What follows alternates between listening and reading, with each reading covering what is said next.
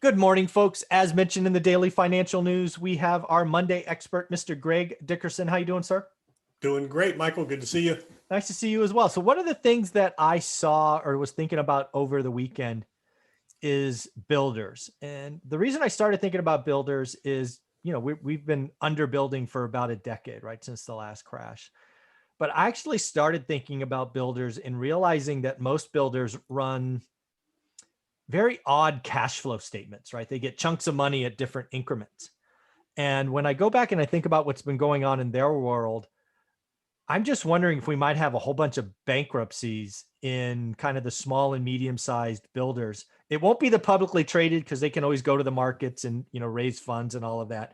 But, the private companies, because they've been dealt a pretty odd hand, right? They probably sold pre-sold lots at one price. Then they have all these commodities and input costs going up, and then labor's going up. And, if they can't pass on that increase to the original buyer, they might be losing money per house. So as somebody who's done that, I just thought I'd talk to you. And is that possible?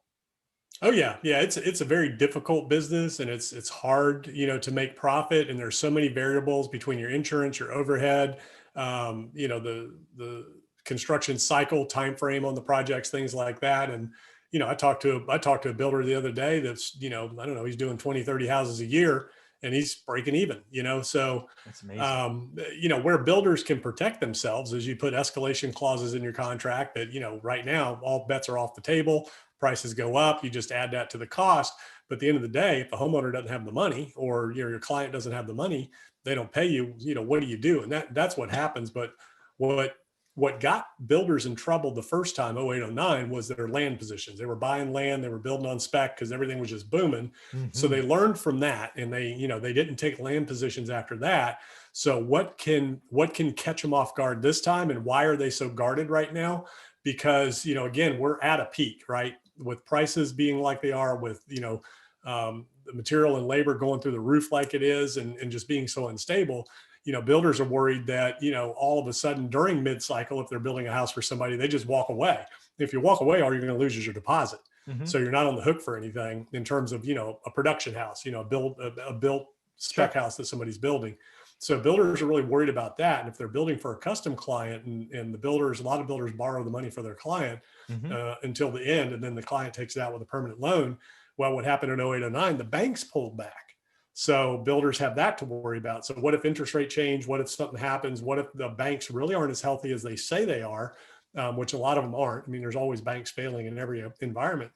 That rug can get pulled out from underneath them and underneath their borrowers. So, builders are very cautious. And, you've got a couple of different business models. You have four fee builders who are saying, Michael, I'll build you a house for 500 grand.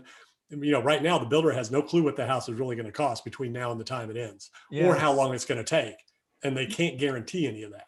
Yeah, that's what I wanted to ask you, because again, most people, again, I have an accounting and economics and MBA. So, right, financial statements are something I'm very comfortable with. Most people out there know about net worth, which I'll call the balance sheet. Right. Most people live in their income statement, but most people don't realize the most important financial statement is actually the cash flow statement.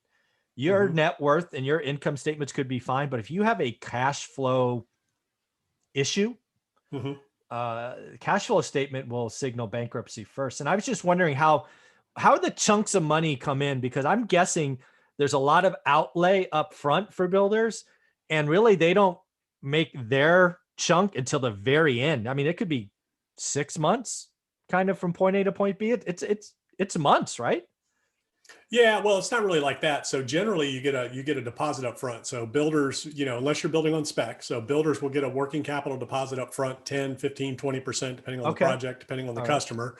And then you draw as you progress. So you'll get that's your deposit. So what's deferred basically is your profit at the back end. Okay. But you get costs along the way. And then, if it's a custom builder, they might be billing, progress billings as they go along. Kind of like monthly kind of thing? Percentage of completion. Yeah. It right. could be, depending on the project, could be weekly, could be monthly, could be, very minimum monthly. Or I mean, that's the minimum is monthly. And some people will do it weekly, depends on how big the project is, what it is. Some small projects might be, beginning and end, that type of thing. So it's done a number of different ways. Now the production builders are different. Okay. So they're building a lot of those guys are borrowing the money and they're building the house themselves. So Yep. that's where you can get into that cash flow game, that if you have sales that are stalled for some reason at the back end, you don't get that chunk in to keep going. Right. That's where things can really fluctuate and catch you off guard. But, it's cash flow is a tricky game, and a lot of builders don't watch their cash flow forecasts. And, It's a very money, lumpy is what it I'm is. And envisioning then you is run the lumpy. risk of people not paying, when Yeah. so if it's a bank loan, you're pretty much, guaranteed the money's going to come in from the bank on a regular basis. But if you're working for somebody who's paying cash or whatever, that's your risk there, is that they don't pay.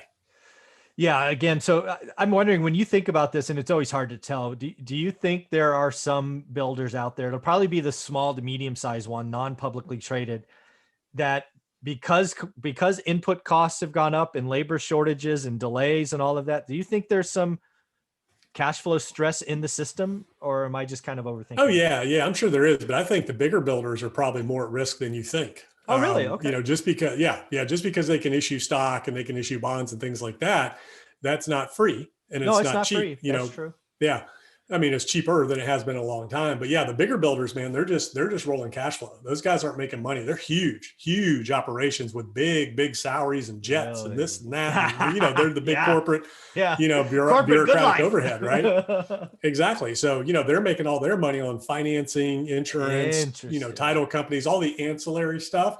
Sure. They're not making any money on the houses they're building for the most part. It's all coming through on the back end. So Interesting. yeah, those are the guys that are, when you start looking at their cash flow statements, and you can see those, if you're Yeah, they're interested, you can publicly go traded. look at, Yeah. you can look at the public companies and kind of look at what they're doing. And, the way they declare profit is very interesting because, you can roll inventory, right? So you can make that balance sheet and that income statement look however you want to make it look. Yeah, exactly. That's one of that's the big thing as an accountant, right? You have you have discretion on how a lot of things could be recognized on the balance sheet and income statement. The cash flow Mhm. statement, you can't muck with that. It's cash. Just can't mess with that. So that's interesting about the big builders, because you're right.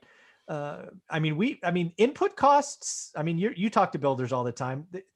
Like if you started a project in June or May of last, or let's say June 1st of last year, and you're looking today, your commodities or whatever, the cost of that house is 20% higher, 25% Mhm. higher, probably. Yeah. And the good news is most builders, earn a percentage above the cost that they're building for. So cost plus 10, cost plus 20, however they're doing it. Mhm. So generally they can pass that overage along, and the more the house costs, the more money you're going to make. The problem is that it's taking longer. So you Yeah. have more overhead to produce. So it's kind of a negligible thing. But Mm. from the standpoint of where we are in the cycle, it's, this is the best time ever for builders because everybody knows, Yeah. and that clause is in your contract now that, hey, I can't control costs, I can't control time frames. So from that standpoint, all you got to do is track your billing, and that's where builders really get in trouble, is they don't track their costs accurately enough, and they miss things. And that's where problems come into play, is just not accurately tracking the cost and accounting for all your costs. So escalation clauses certainly are in all the new contracts, but I got to imagine a year ago, probably weren't in most contracts, I would think. Right. Yeah, it wasn't. And people had penalty clauses that were doing projects. So it was a real problem until this year. And even now, a lot of people are afraid to, ask for things, and they're afraid to do that and just say, hey, I can't guarantee prices. They just, okay, I'll make it, whatever it takes, they just want to make you happy. And they're like, hey, I got it. Don't worry about it. We'll settle up later. And then that's the ones where they get themselves in trouble, is, trying to settle up later. And all of a sudden the homeowner who thought the house was going to be 500, now it's 550. And they're like, hey, I'm not paying for that. You didn't tell me anything. Yeah. So that's the other one. Or even worse, I'm not qualified for 550. I want to buy, but I can't buy. Mm-hmm. Yeah. Now, if that's the case, generally you're going to have a line of buyers behind this one. So that's where builders have a real advantage if they're building a production house. Yeah. Right. But if it's a custom home, that's different. If you're building for somebody and they say, I ain't paying you at the end, you didn't tell me what it was going to cost, then it's a battle. Yeah. Yeah. I just think there is, anytime everybody thinks something is good, I'm always looking for where they might be wrong. And I do think right now there's a general theme that builders are crushing it. Builders can jack up prices, escalation clauses. But I think there's some sins being buried. The trades is who's making the money right now. Yeah. The material suppliers and the trades, that's where the money is. It's not the builder. It's the developer selling you the dirt, to the builder or to the homeowner. And then it's the trades contractors. That's who's making money right now, because they can call their own shots. Yeah, exactly. You Well, know, who else are you going folks, to get? yeah, exactly. Well, folks, do yourself a favor. If you haven't read Rich Dad Poor Dad in a while, go ahead and do that again. I need to read it again because I need to think about being Rich Dad, not Robert and Kim. Greg has taught me that. Something else, folks, check out below. Greg Dickerson has his own playlist on this channel with hundreds of hours of material. And Greg, how can people find you and be part of your world? Yep, gregdickerson.com. So that's where, you know, my YouTube channel, podcast, all that information is and lives. So go check it out. Thanks, buddy. Have a wonderful week. And again, thank you for your service. Yeah, you too. Happy Memorial Day.